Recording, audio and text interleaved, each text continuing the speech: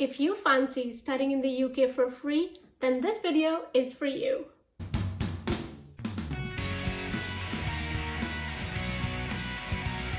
Hi guys, welcome back to my channel. If you are new here, I'm Hadika and I talk about scholarships and study skills. In this video, I'm talking about Chevening Scholarship. It is a fully funded master's program to study in the UK. Chevening is the UK government's international awards program aimed at developing global leaders. Funded by the Foreign, Commonwealth and Development Office and partner organizations, Chevening offers two types of awards, Chevening Scholarships and Chevening Fellowships. Now let's dive into the Chevening Scholarships. This is an annual scholarship for one-year masters in various disciplines. I'm going to cover the eligibility criteria, ineligibility, and the timeline of the applications and what should be included in the application. So let's dive in. The whole idea of this scholarship is that the scholars benefit professionally and academically. They should network extensively and you can get an experience in the UK culture, and build long-lasting relationships. Let's start with the eligibility. First one is you need to have an undergraduate degree and you need to graduate with at least second upper class.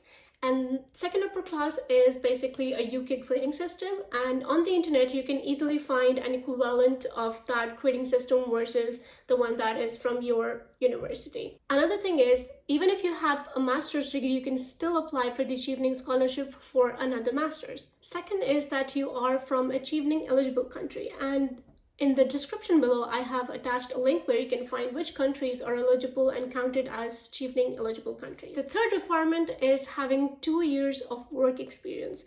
Now, don't freak out. I know that most of the people do not have any work experience before they head on to the master's program.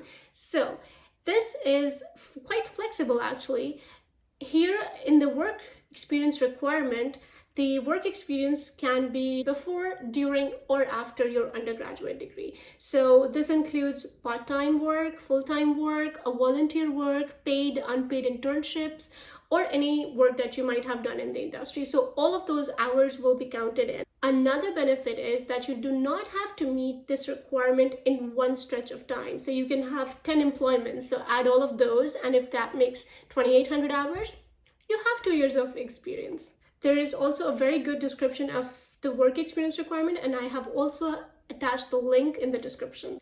Now let's come to the ineligibility criteria. If you are a British citizen or if you're a refugee in a non-Chevening country, then you are not eligible for this scholarship. Also, if you're an employee or a former employee or a relative of someone working in the UK government, you are again not eligible. And within the UK government sectors, that includes the Commonwealth and Development Office, the British embassies, the Home Office, Ministry of Defence, so on and so forth. Also, if you have previously studied in the UK on UK government funding, then you are also ineligible.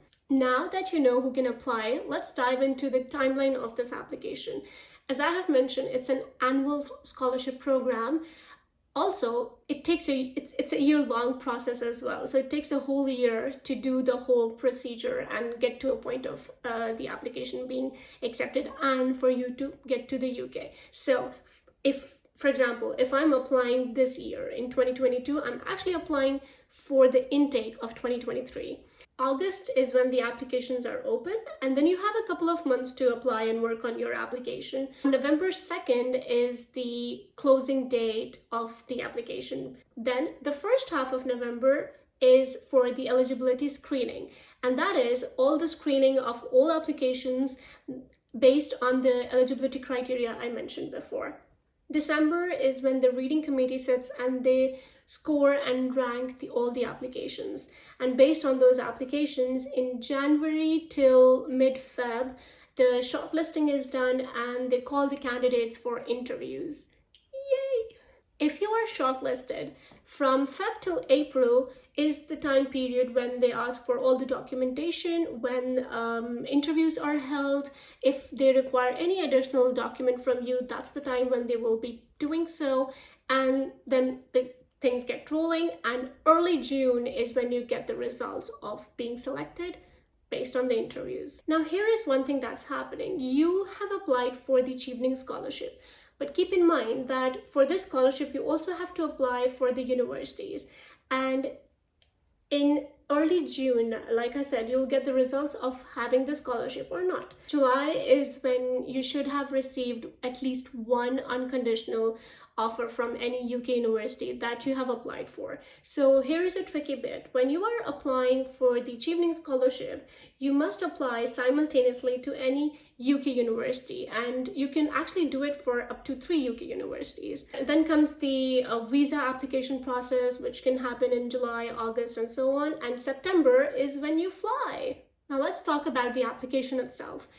It's an online application system and the links open every August. You have to fill up all the relevant information that is asked, including the documents that you need to upload, which could be transcripts, degrees, so on and so forth.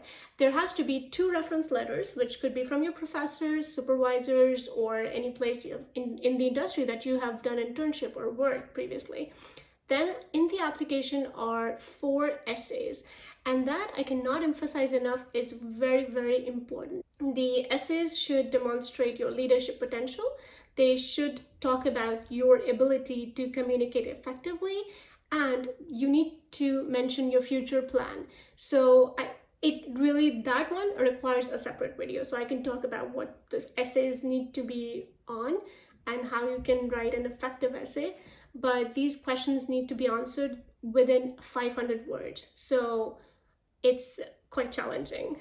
For this scholarship, you can actually apply for 3 UK courses, which means you can either apply to 3 different courses within the same university, or you can have 3 different UK universities. Coming to the last chunk of this video is selecting the courses. So there is a list, and there is a list of what courses could be eligible and which ones are not. So counted in the eligible courses, the course has to be full-time. It needs to start in autumn and usually September, October, and it should be a taught master's program, which means the research-based courses are not eligible for this application. Then the whole UK course needs to lead to a master's degree qualification, which means based on that course, you will be receiving a master's degree, and it should be based in the UK. The courses that you cannot apply for are any part-time courses, any distance learning course, any program that is leading to a PhD degree or a DPhil degree, so you cannot apply for that, or any course that is less than 9 months or more than 12 months. So you have to kind of look into a 1-year program and not less or more than that. Also, if there is a course that teaches more than 1 month outside of the UK, that is also ineligible. It's a bit too much information, so let me do a quick course finder for you. Let's go to the website here, and so we'll go to this link, and I have this link in the description. Find a course. You go down and you can see here there is search by course or university, or search by UK location. So if you already know your discipline, or if you already know which course you want to apply for, definitely put a keyword there in the first bar. Or if you already are interested in one particular university and you want to find out if that university is partnered with Chevening Scholarship, also write down the name of the university, and then you'll search and you'll find out if that's included or not. So let's do a rough find. Let's say I want to work in climate change, and I want to go for all the regions in UK location. Search. Here you go. I found 48 postgraduate courses for climate change, and you see here where this check mark and it's written Chevening Partner, this is an indication that this university and this particular course is linked with Chevening, and you can definitely apply here. So you can go to the institution website, you can have a look at the institution profile, and you can see the course that it's offering. And then the list goes on, and you can see below here that this particular course from Heriot-Watt University is actually not included in Chevening. So this is a good way to screen all the courses and screen all the universities that are actually ineligible, and then you will come up with what universities or what courses are best for you.